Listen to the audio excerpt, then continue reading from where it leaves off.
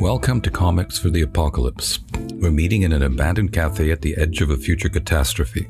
My name is Ivan Kokmerek, and periodically I prepare a guest for an adventure into a desolate apocalyptic landscape, and I provide them with a knapsack into which they can place 5 comics or graphic novels of their choice to accompany them through oblivion. Their very difficult job is to make those choices.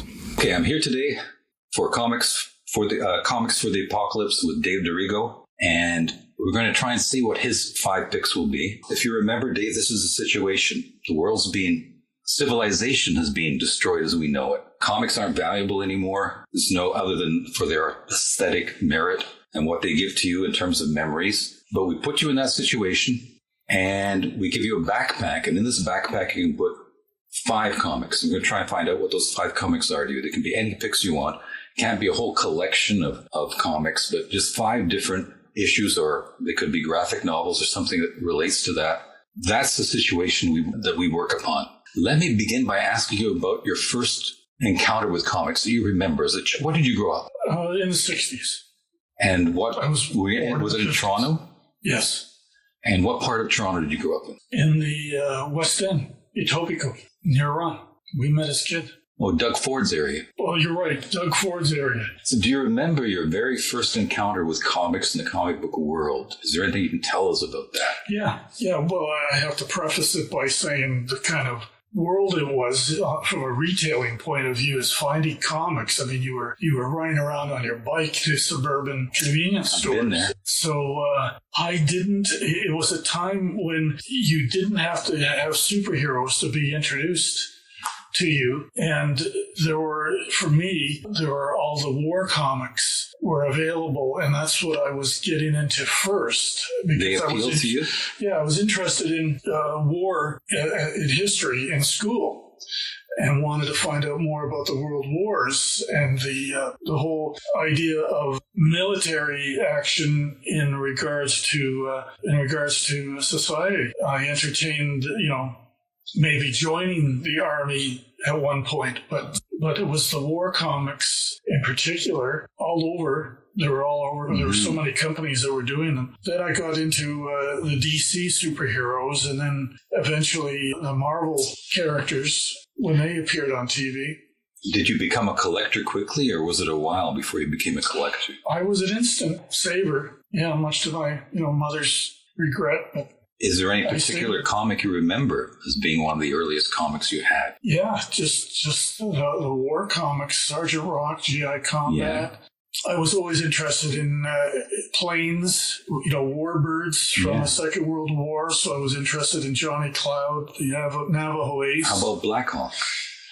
Yeah.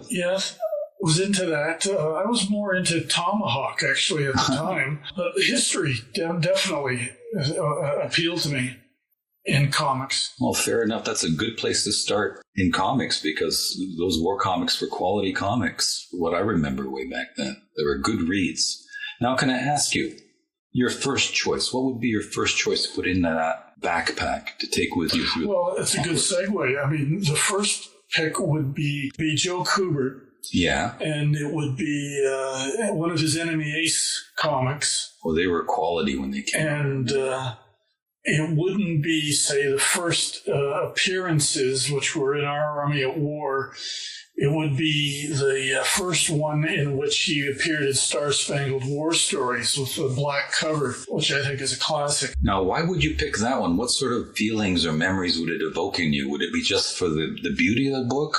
Or would it because the story was good, or a combination of everything? Yeah, everything. It just hits me to my core, an interest in aviation, an interest in war aviation, interest in Joe Kubert. I just so love it ticks off all the boxes. Yeah. And I remember that the Enemy Ace was so good because it took a look at the perspective of war from the other side, from the enemy side. And it was so well done. And it was at a time when, Peanuts had Snoopy going around as the Red Baron. And so it was a very topical kind of thing at the time. So that would be one related to my love of war comics. Now let's get into your teenage years. And I think you put out some of the first sort of comic book heroes after the Canadian Whites Was it in the late 60s or early 70s? By producing your own comic books at that. Yeah, and I wish I could produce it for you for your own collection, but yeah. Can you tell anything, share anything about it? Sure. There were 4 issues that were done on a mimeograph. Mm-hmm. They weren't as amateur as that might sound. I mean, we did them. They were stapled. When you say we, who do you mean? Well, an old friend of the time who was a wannabe comic artist and writer as well. And what years were they put out? In 68 and 69. Yeah. And in 69, we graduated to photo offset printing, in which they were magazine size, 8.5 by 11. The other ones were 8.5 by 11, but these were polished, professional things that were done on both sides of the paper. By then, we had evolved into a U.S.-Canadian operation. I mean, it was my friend moved to the U.S. and he developed friendships with people there, and they produced.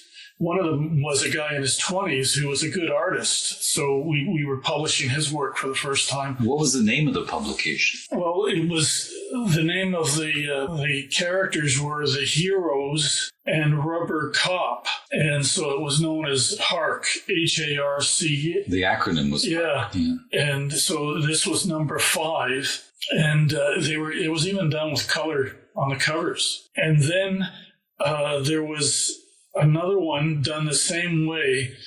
Our operation was called Sensational Comics. We were planning on having sensational debut and sensational display, which would be ongoing entry points to artists and characters that we were creating. It was like a showcase, issue to issue.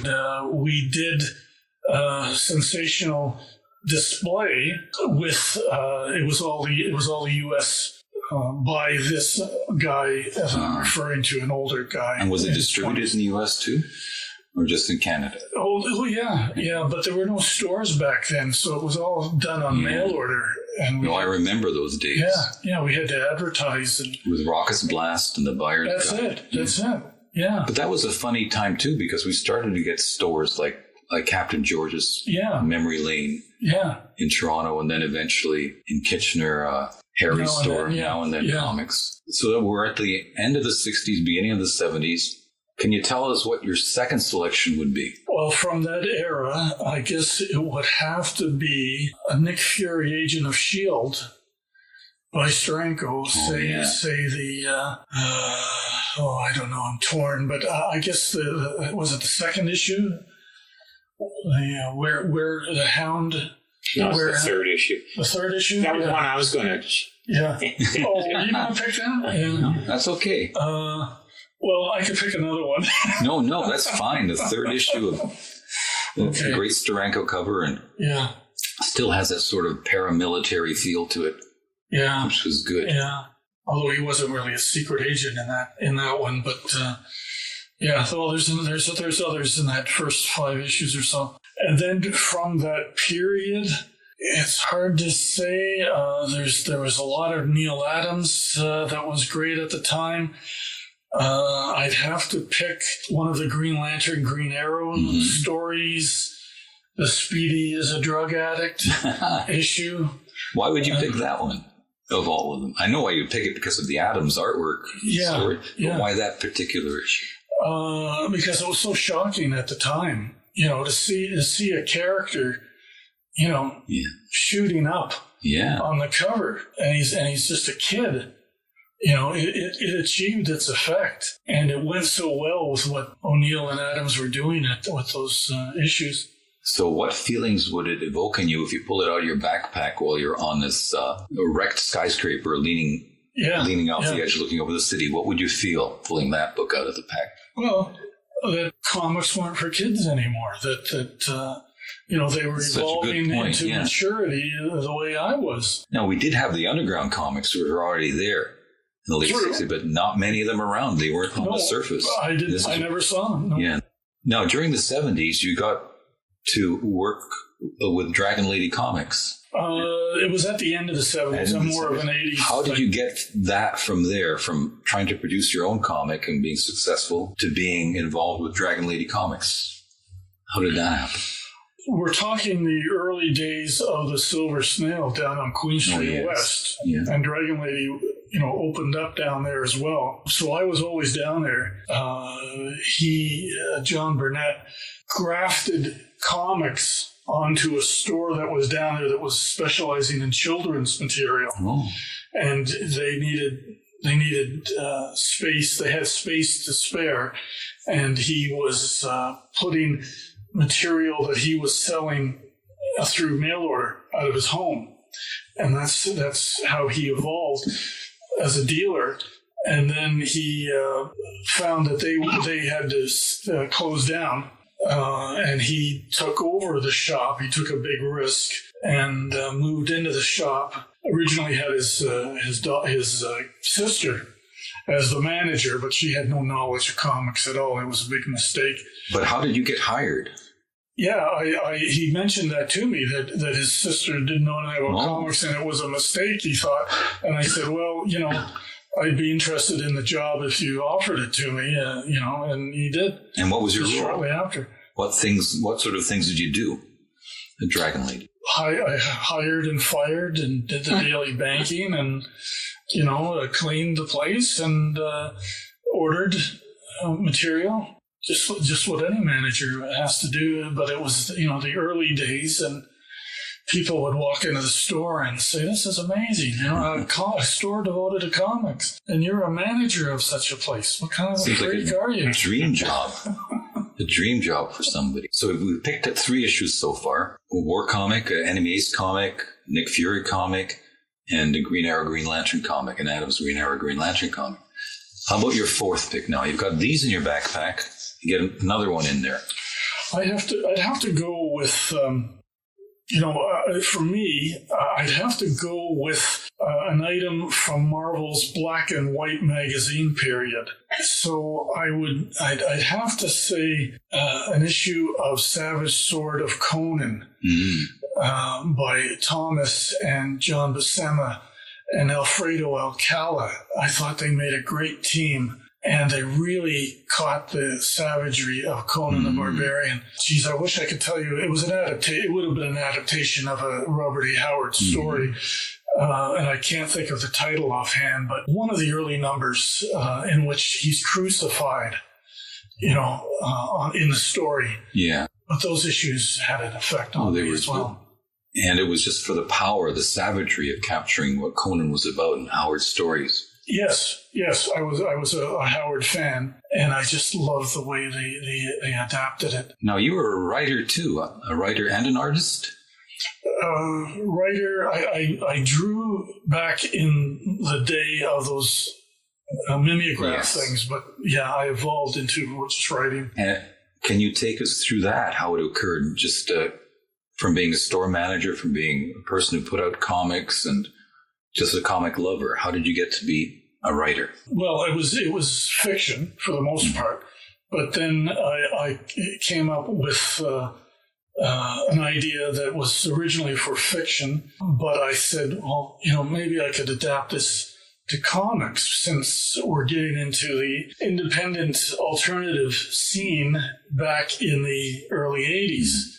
So I happened to meet Rick Taylor through the store, and I thought, he would be an option. And then I presented this as an idea, as a pitch. By the way, Ron here was involved with that as well. We developed an idea and a short story, and we brought those to Denny Louvert out of NapleCon in Ottawa, and she liked both of them. And you'd known Ron since you were kids. Yeah. Ron Hobbs, Yeah. So this was prior to the book that we did called The Snake that was part of my publishing. But I should tell listeners that Ron Hobbs is actually sitting here, and he's being very quiet, very sensible, though I see him biting his tongue wanting to say things all the time.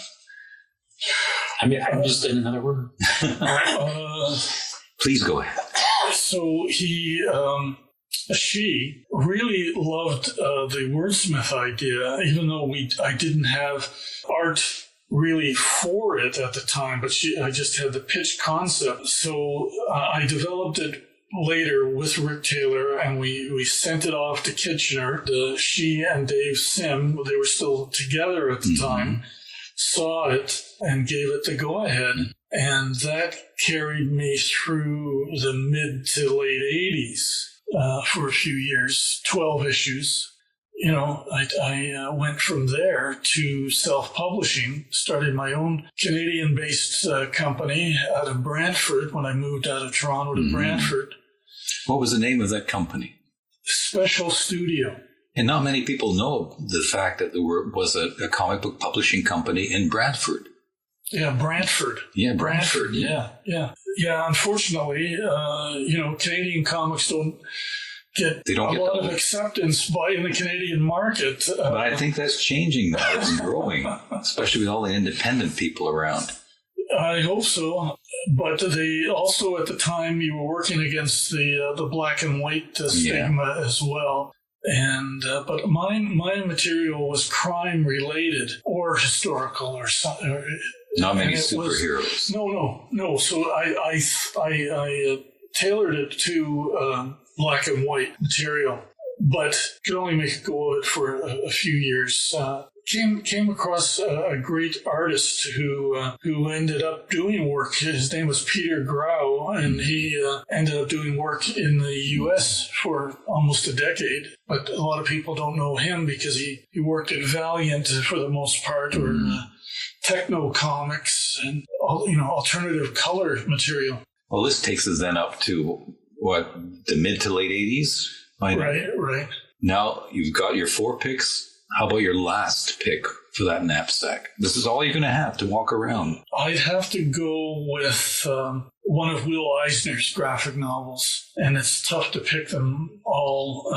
But I guess the one that speaks to me is The Dreamer, since that is about the early days of comics, and it's about a writer-artist. It's about him.